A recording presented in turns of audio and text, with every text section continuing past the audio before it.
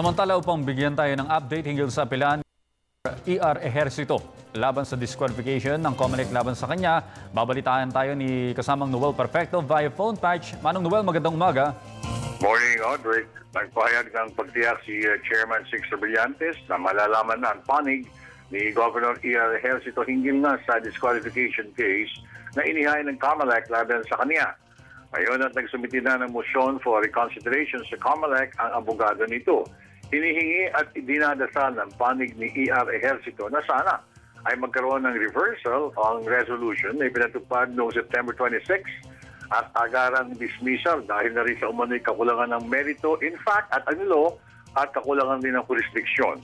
Sinabi naman ni Chairman Sixto Brillantes na kanila itong pag-uusapan ng COMELEC saan ba na yung umagang ito. Mamaya, Audrey, ay magpupulong na ang steering committee ng COMELEC para desisyonan ng issues sa Zamboanga na rin, sa Zamboanga elections at ang 10,000 pesos contributions ng bawat barangay para sa pagtulong ng mga ito para matuloy lang ang local na halalan sa nationwide sa October 28, 2013. Yun muna ulat, Audrey. Good morning. Maraming salamat kasamang Noel Perfecto.